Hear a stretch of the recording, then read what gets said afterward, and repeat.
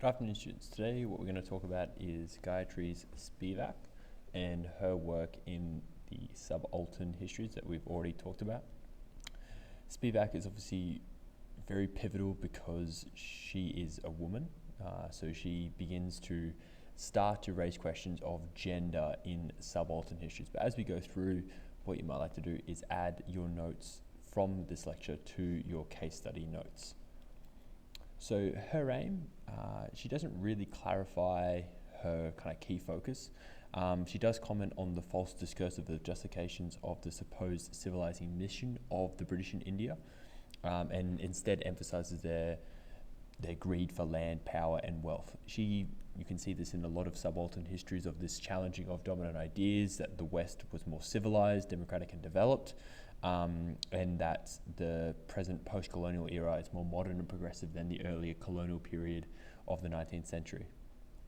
In her work in the Introduction to Selective Subaltern Studies, she gives a sense of what her aims is, as she refers to that the focus of the Subaltern Studies collective is the task as making the theory of the conscious or culture rather than a specific theory of change. So this is then this focus then on the bringing to light the voices of the subaltern, of which Spivak says that women are a key component part of, and up until her work in the 1990s, they have been left out of.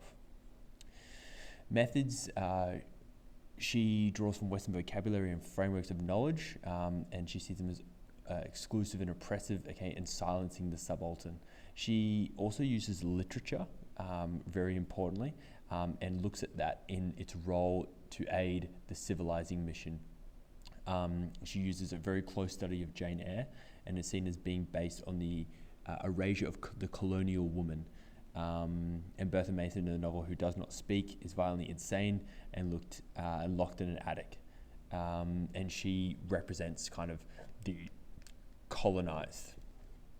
Again, she has a focus on the Rani of Simla, who is disempowered and marginalized in her treatment of colonial archives. Even though she's a high caste woman, so being of the top of society, she is subaltern, has a voice of silence of the records of the East India Company. So you can see the way in which the terminology surrounding subaltern has changed with Spivak's own assumptions of who is considered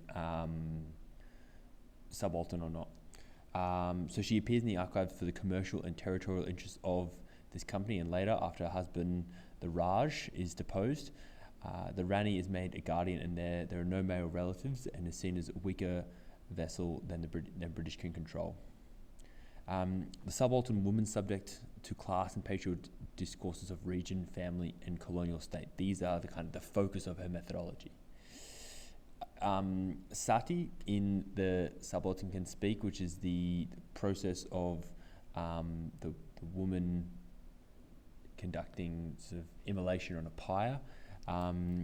Spivak argues that British colonial legislation in India destroyed the Hindu understanding of the sati as an exceptional signifier of women's conduct and agency, the fact that women have power, and it goes to show the way in which the colonized view the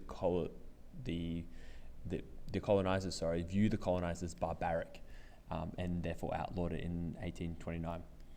Rather than defending the women's agency, British colonial administration used the body of the widow as the ideological battleground for the colonial power and justified systematic exploitation and the appropriation of territory as a civilizing mission. So it kind of ties it back to this idea that for the British, they view themselves as the do-gooders, as bringing not only political structures, but economic, social, customs, traditions, order to the unordered barbarians. And the British is depicted the widow as a passive victim of patriarchal violence and ignored her social political agency. Her voice is obviously impossible to recover, as the subaltern cannot speak, which is a really important aspect of Spivak's methodology. Moving on to her impact, her view is that the effects of European colonization did not vanish with national independence. So even though India becomes independent in the 1940s, these structures and the effects of it can still be seen. Social, political, and economic life post-colonial states reflects the same position in which they were under colonial rule. The legacy of the colonial education system, which for her is really important because she herself graduated institutions set up to fit Thomas Macaulay's policy in education. So she herself is caught in this confusion regarding the impact of imperialism. And it was designed to enable middle-class Indians to adopt British cultural values, which she herself has adopted. She writes in English. She travels to Cambridge to conduct later university studies as well. And Spivak sees the teaching of English literature in the colonial India as the insidious and effective form of the civilizing mission. She focuses on critiquing the ideological function of English literature in the colonial context. And she argues that the codes and conventions of Western knowledge still impact the former colonies and need to be disrupted. And historians themselves as well need to recognize that these codes and conventions play an important role in their own construction of subaltern histories. She sees European colonialism having dispossessed and exploited its colonies, and sees the sovereign subaltern subject as the effect of the dominant discourse of the elite. The political will of the subaltern is subsumed into the bourgeoisie narrative of the national liberalization, while different experiences and struggles are ignored, such as the Muslim weavers in North India during the 1857 mutiny.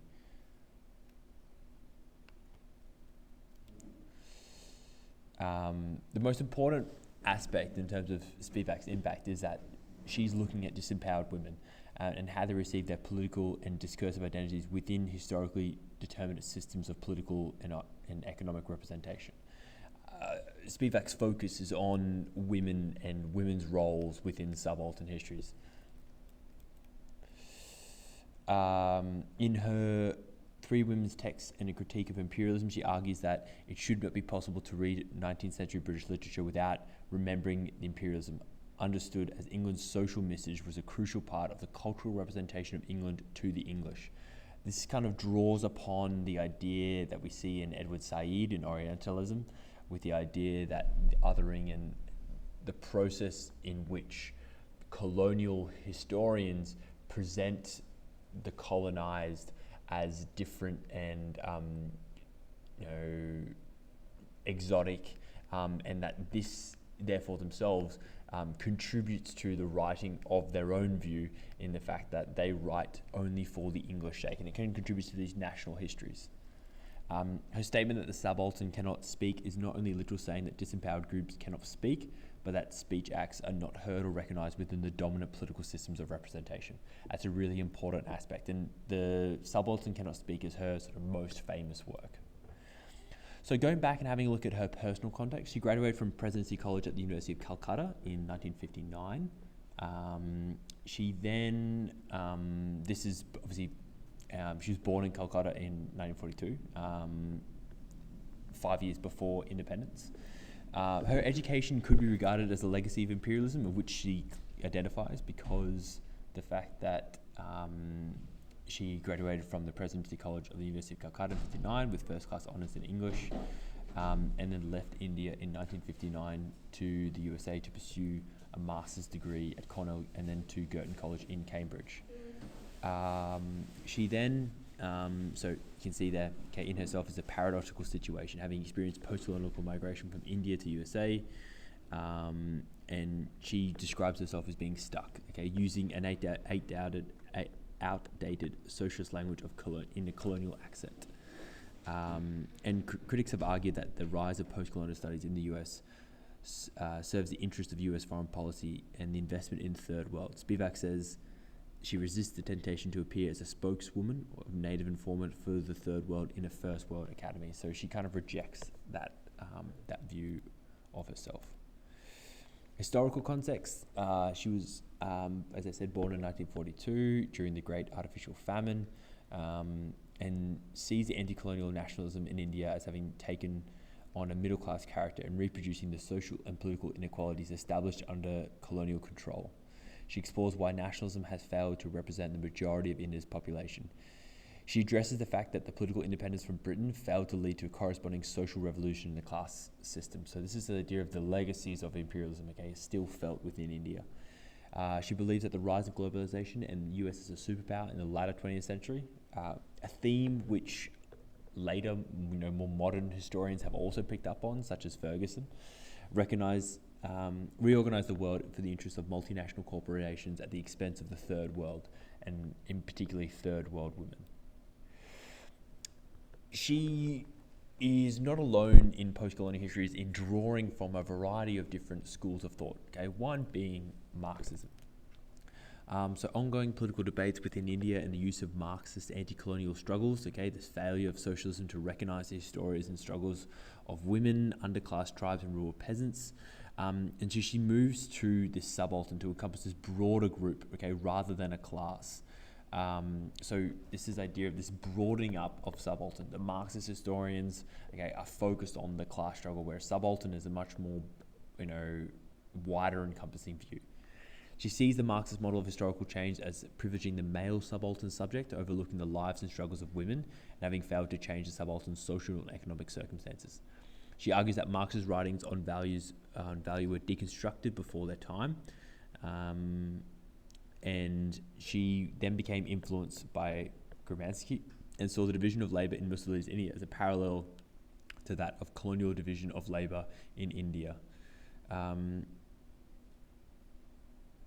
She critiques, Marx's notion of the Asiatic mode of production as prioritizing the story of progress as a Western one. In Subaltern Studies, she developed their ideas further. She comes into the subaltern in about the 1980s, 1990s, and she liked the basic notion that they considered political confrontations between dominant and exploited groups rather than the notion of transition from semi-feudalism to capitalist subjugation, which is a Marxist view. She also liked the notion that the agency of change would come from the insurgent or the subaltern, although she critiqued the idea that subaltern was a sovereign political subject in control of her own destiny. She questioned the ability of Western theological models of political resistance and change to adequately represent the histories and the lives of the disenfranchised in India, and thought that in an attempt to recover a class consciousness, like, for instance, the peasants, bestowed a false coherence on a more complex, differentiated set of struggles of specific groups. This would have the effect of controlling subaltern through knowledge. So she is influenced by post-modernist and post-structuralist writers, and this is drawn from her own personal and professional background, as well as she, is taught under one of the kind of famous sort of post-structuralist philosophers, which we'll come and talk about later on. So she critiques these authors as falsely effacing themselves as absent and non-representatives who left oppressed speak for themselves. And she really starts to struggle with this issue. In later works as well, she kind of criticizes the issue in the fact that subalterns try to, and it's paradoxical in their nature, speaking for the subaltern, rather than allowing the subalterns to speak for themselves, adding that the academic assumption of the subaltern collectively was not so different from the totalizing and essentializing defects of the Western ethnocentric writing. So the subalterns themselves, she critiques them in 1994 and says that they themselves are not allowing the subaltern to speak because they themselves are bringing with them their views on the colonizers' views. So she builds on Lyotard's notion of differend and the intransibility of a concept from mode of discourse to another. So she's really focused, because she has this literary background, really focused on using literary theory to kind of start to break down the female view of the impact of imperialism. So she is drawn into this post-colonial studies. She looks at Rajit Gurha, Edward Said, Franz Fanon as sort of inspirations. and she foregrounds textual elements that shape understanding of the world and questions binary oppositions between texts. Spivak focuses particularly on third world women, okay, and challenges the gender blindness of Said, who hasn't focused on this at all. She, as I said, completed her PhD under Paul de Man, okay, from Cornell, okay, similar, and he is taught by Jacques Derrida, okay, one of the most famous post-structuralists. De Man argued that the meaning of text was neither stable nor clear, but undetermined and therefore open to questioning. He argued that texts contain blind spots, and that's really important in Spivak's use and criticism of sources. She, like many other subaltern writers, uses this exact same piece of evidence, but instead takes a reading that is against the grain and really looks to try to criticize it. Derrida, Spivak speaks of Indian society of struggle as a sign or a chain network traces and wants to break and relink the chain. Spivak has challenged the emphasis of deconstruction by focusing on contemporary and political concerns of globalization and the division of labor. She, unlike many subaltern, is a woman, so therefore she really tries to bring in feminist theories which are emerging in the 1970s into subaltern histories. She criticizes Western feminism due to its universal claim to speak for all women, okay, despite differences in class, religion, culture, language, or nationality. And she questions the lie of a global sisterhood between the first and the third world, and sees Western feminism and imperialism as complicit in silencing that women of the third world. She argues for limitations of applying European theories of representation to the lives and histories of disempowered women of the third world. And she really criticizes harshly the fact that the feminism movement is not representative of all women globally. She thinks privileged intellectuals making claims on behalf of oppressed groups risks the silences of the lives and struggles within the technical vocabulary of Western critical theory. She is critical of any attempt, including hers, to fully explain and know how the experiences of the disempowered. She says herself that subaltern historians need to learn that their privilege is their loss, and recognizing that is the first step in recognizing their own biases and their own perspective. In response to charges that she used the first world elite theory is contaminated by Western structures of knowledge, Spivak resists the desire to construct herself as the true native of the pure East. And, you know, she criticizes her own kind of background and recognizes her own role of her context in sort of influencing her own view. Use of evidence. Okay, so she does use Hindu and colonial archives. So you can see the role of understanding the local language is obviously very important, as well as I said before, this reassessment of official records. Also, that's important to note is she uses literature. So Spivak takes up the issue of how the figure in Jane Eyre, Bertha Mason, converges with the colonial image of the other, who is dehumanized into an object or it. In this representation, Spivak argues that the Creole woman from the colonies is portrayed as a beast for the greater glory of the British woman, Jane Eyre. This is explicitly compared with India's being represented as barbaric, as in the British assessment of the Stuti, in order to justify the intervention of Christianity and English law in India, which in the effect of disguising the hidden agenda of European exploitation of the former colonies. Spivak notices how many of the unquestioned ideology of the imperialists animaxes or the accepted.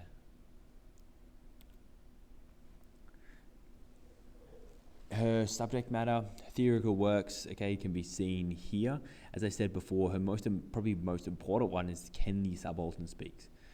Sometimes focuses on the singular histories of lives of third world subaltern women. Okay, this is again this kind of focus on micro histories. She sees this as testing the limits of the dominant narratives. So instead of providing sweeping views of the impact of imperialism, she tends to focus on maybe single women. She's invested in the way in which social and symbolic practice of the disenfranchised are represented or excluded in colonized elitist discourse, and she focuses on the ideological destruction of gender in the colonial archives that keep the male dominant. Her values and beliefs, she's sympathetic to the marginalized, okay, the new immigrant, the working class, the woman, the post-colonial subject. She's obviously very, very strongly anti-colonial, and she believes that the circulation of money and information is profitably regulated by wealthy industrial nations, while most of the world starves in poverty and oppression. Her purpose, agenda, and message, so she challenged these dominant ideas of the First World, and really criticized the ideological function of English literature in the colonial context. She says that it should not be possible to read 19th century British literature without remembering that imperialism, understood as English social mission, was a crucial part in the cultural representation of England to the English. She's a champion of the cause of minority groups and to correct the class and gender blindness of the elite bourgeoisie, national independence in India by rewriting history from below. As a political voice and agency of the subaltern could not be retrieved, then she would try to reinscribe it through the critique of the dominant historical representation. So she wants to transform conditions of impossibility, hopeless or negative feelings that nothing will change, into a condition of possibility for disenfranchised groups. Her form is highly complex. Okay, it is difficult and not easily accessible to the public. She seems to contradict the aim of her work, articulating the voice and agency of the oppressed. However, Spivak challenges her own assumption that clear, transparent language is the best way to represent the oppressed. She is her language that she uses is highly complex and difficult to understand. She emphasizes the limitation of representation and its potential to mask real social and political inequalities.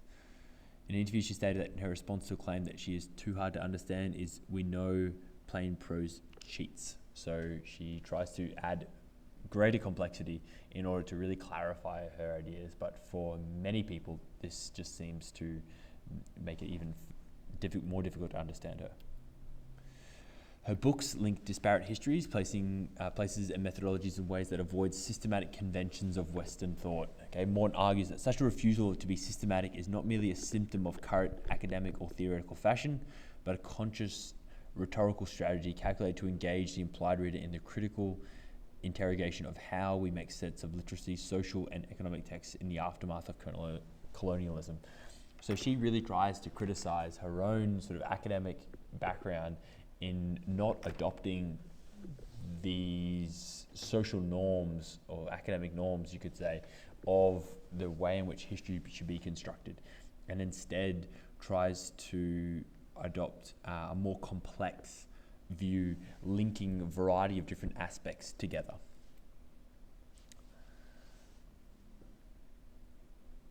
She has definitely received criticism. Her work is very frustrates those in seeking a clear political solution to the plight of the oppressed, because she doesn't provide very much clarity, and because she's focused on rhetorical blind spots or mistaken assumptions. Her aim is to lift and to provide voice to these people, but she creates further complexity and disclarity with it. She doesn't. She tends to maybe muddy the waters, you could say, as opposed to necessarily providing a clearer view. So what you need to do now is to look at how she interacts with the following four historians, of which she is very closely related to, and so Marx, Hobsbawm, Said, and Gerha. Spivak, like many historians, is influenced by her own context. Her methodologies are varied, and she draws on a multitude of different schools of thought. But like many subaltern historians, she focuses on the cultural texts of those people who are often marginalized by dominant Western culture. She is highly important in subaltern history as she brought gender questions to subaltern studies, which previously had not been present. And she forms harsh criticism of subalterns themselves and actually progresses the methodology and the approach of subalterns forward.